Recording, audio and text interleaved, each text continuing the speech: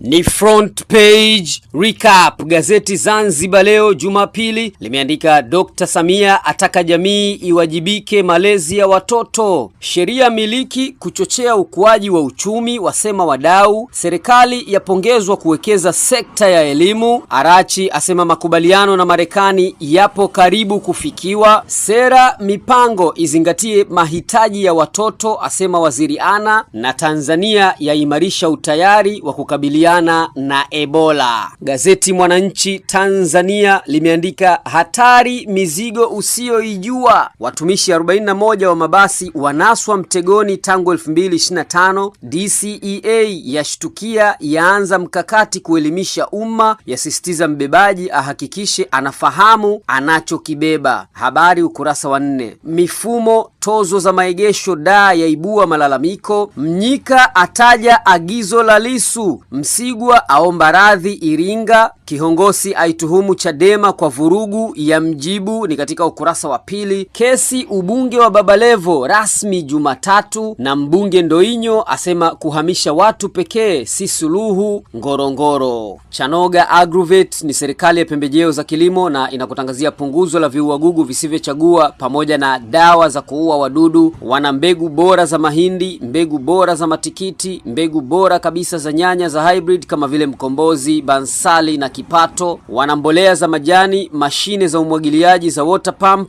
pamoja na mipira ya umwagiliaji. Na katika kipindi hiki cha msimu wa mavuno ya ufuta, Chanoga Agrovet wananunua ufuta kwa bei ya juu kabisa kutoka kwa wakulima. Nambari zao za simu ni 0784 90 75 35. Gwiji la habari gazeti Habari Leo Jumapili limeandika madini kuingarisha kimkakati dira 2050. Kitila asema yatatumika kupunguza umaskini. Mavunde atangaza neema dhamana za mikopo. Zaidi ukurasa wa 2. Kuna habari picha ikimuonesha waziri wa nchi ofisi ya rais mipango na uwekezaji Profesa Kitila Mkumbo na waziri wa madini Anthony Mavunde wakionyesha vitabu vyenye taarifa ya mapendekezo ya kuendeleza wachimbaji wadogo nchini iliyowasilishwa na timu ya wataalamu iliyoundwa kushauri Wizara ya Madini namna ya kuendesha wachimbaji hao kiuchumi Dar es Salaam jana. Wananchi wasifu ushuru kamari mashine za kucha. CCM yaeleza tija ya bajeti ya serikali 2026-27. EAC